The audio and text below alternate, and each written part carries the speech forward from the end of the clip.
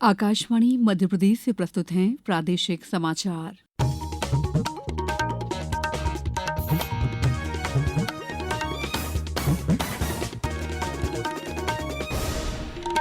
नमस्कार, समाचारों के साथ मैं दीपा सिंह।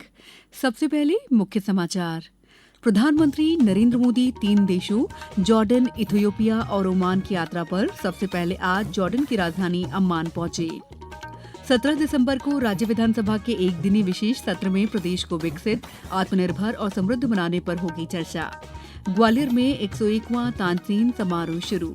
और मौसम विभाग ने ग्वालियर, चंबल, सागर, जबलपुर और रीवा संभाग के 14 जिलों के लिए घने कोहरे का अलर्ट जारी किया। अब समाचार विस्तार से। प्रधानमंत्री नरेंद्र मोदी जॉर्डन, इथियोपिया और ओमान के 3 देशों की यात्रा पर सबसे पहले जॉर्डन की राजधानी अम्मान पहुंचे। प्रधानमंत्री जॉर्डन में किंग अब्दुल्ला द्वितीय बिन अल हुसैन के निमंत्रण पर गए हैं। श्री मोदी यहां भारतीय समुदाय से भी मिलेंगे। श्री मोदी का ये दौरा दोनों देशों के बीच राजनयिक संबंधों की स्थापना की 75वीं वर्षगांठ के अवसर पर हो रहा है। पेश है एक रिपोर्ट।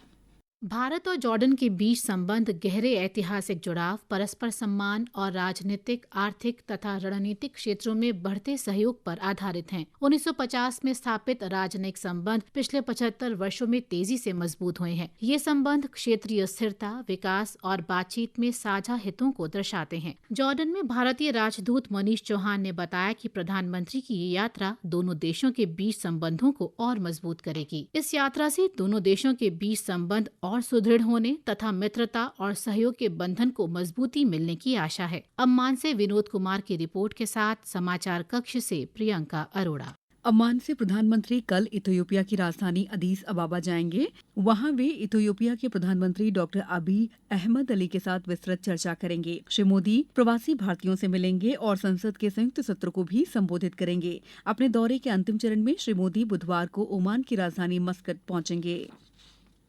राज्य विधानसभा का एक दिवसीय अष्टम सत्र बुधवार 17 दिसंबर को होगा। विधानसभा अध्यक्ष नरेंद्र सिंह तोमर ने आज अधिकारियों के साथ विधानसभा परिसर में एक दिवसीय सत्र को लेकर की जा रही तैयारियों का जायजा लिया और समय सीमा में सभी कार्य पूरे करने के निर्देश दिए।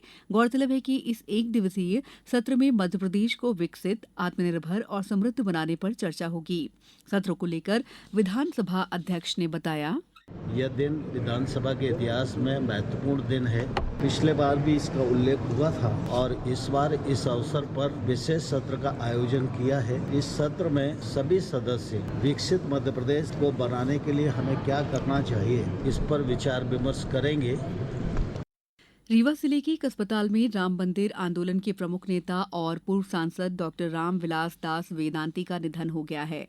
वे रीवा के मूल निवासी थे, वहीं उनका इलाज चल रहा था। उनके निधन की खबर से अयोध्या में शोक व्यक्त किया जा रहा है, जहां वे एक प्रमुख व्यक्तित्व थे। परिवार के सदस्य उनके पार्थिव शरीर को अयोध्या लाएंगे, जहां उनका अंतिम संस्कार किया जाएगा। मुख्यमंत्री डॉक्टर मोहन यादव ने डॉक्टर राम विलास वेदांती को सोशल मीडिया पोस्ट के जरिए भावभीनी श्रद्धांजलि अर्पित की है। उप मुख्यमंत्री राजेंद्र शुक्ल ने पूर्व सांसद और राम जन्मभूमि आंदोलन के प्रमुख संत डॉक्टर राम विलास वेदांती जी महाराज के निधन पर गहरा शोक व्यक्त किया है। वहीं उत्तर प्रदेश के मुख्यमंत्री योगी आदित्यनाथ ने भी शोक व्यक्त करते हुए दिवंगत आत्मा को श्रद्धांजलि दी है। समाचारों में वक्त है ब्रेक का। ये समाचार आप आकाशवाणी मध्य प्रदेश से सुन रहे हैं। ये समाचार बुलेटिन YouTube पर, Madhya Pradesh news All India radio channel पर और फेसबुक, साथ ही एक्स प्लेटफॉर्म पर AIR न्यूज भोपाल पेज पर सुने जा सकते हैं। इसके अलावा आप हमारी वेबसाइट newsonair.gov.in पर अथवा न्यूज ऑन AIR ऐप पर भी समाचार सुन सकते हैं। ब्रेक के बाद समाचारों में आपका एक बार फिर स्वागत है। हरिकथा मिलाद के साथ आज दोपहर ग्वालियर में 101वां तानसेन समारोह 2025 का पारंपरिक शुभारंभ हुआ। हमारे संवाददाता ने बताया कि सुबह तानसेन की समाधि पर शहनाई वादन, ढोली बुआ महाराज की हरिकथा व मिलाद वाचन, चादर पोशी के साथ 19 दिसंबर तक चलने वाले इस समारोह की पारंपरिक शुरुआत हुई है। पेश है एक रिपोर्ट।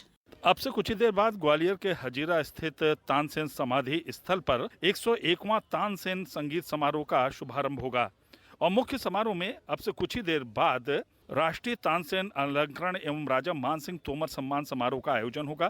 प्रख्यात शास्त्रीय गायक पंडित राजा काले मुंबई को वर्ष 2024 एवं सुविख्यात संतूर वादक पंडित तरुण भट्टाचार्य को वर्ष 2025 के तानसेन अलंकरण से विभूषित किया जाएगा। इसी तरह मंडलेश्वर की साधना परमार्थिक संस्थान समिति को वर्ष 2024 एवं ग्वालियर की रागायन संगीत समिति को वर्ष 2025 का राजा मानसिंह तोमर सम्मान से अलंकृत किया जाएगा। इसके पूर्व आज सुबह तानसेन के समाधि स्थल पर शहनाई वादन, ढोली बुआ महाराज की हरिकथा व मिलाद वाजन एवं चादरपोशी के साथ तानसेन समारोह 2025 का पारंपरिक शुभारंभ हुआ। ग्वालियर के हजीरा स्थित तानसेन समाधि स्थल पर परंपरागत ढंग से रागमय शहनाई वादन किया गया।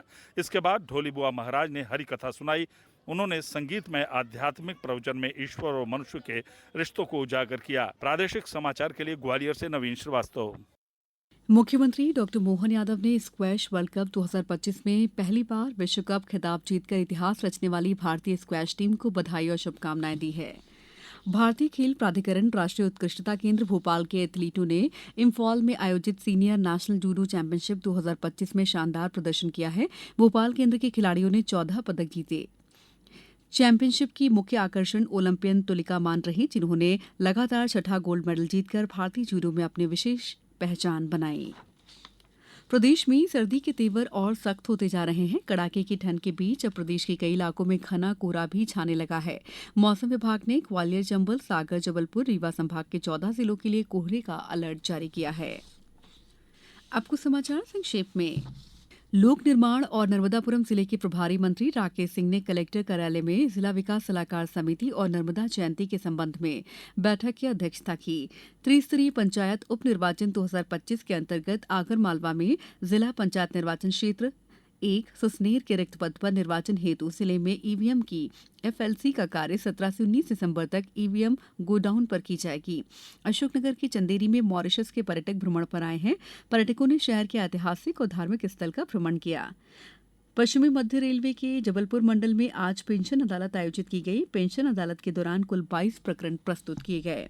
ड्यूटी के दौरान सतर्कता, सूझबूझ और सजगता का परिचय देते हुए नवंबर माह में संभावित असामान्य घटनाओं को टालने वाले 10 रेल कर्मियों को भोपाल में अपर मंडल रेल प्रबंधक योगेंद्र बघेल द्वारा सम्मानित किया गया। महिला एवं बाल विकास विभाग द्वारा बाल विवाह मुक्त भारत अभियान के तहत देवास के सोनकच्छ ब्लॉक में कार्यक्रम का आयोजन किया गया। दिव्यांग सशक्तिकरण की दिशा में झाबुआ के रंगपुरा पुनर्वास केंद्र में 117 दिव्यांगजनों को निःशुल्क सहायक उपकरण प्रदान किए गए। शिवपुरी के करैरा में बस स्टैंड हेतु आवंटित भूमि पर प्रशासन ने अवैध अतिक्रमण सख्ती से हटवाए। इस बुलेटिन में बस इतना ही। अगला बुलेटिन कल सुबह 7:10 पर। नमस्कार।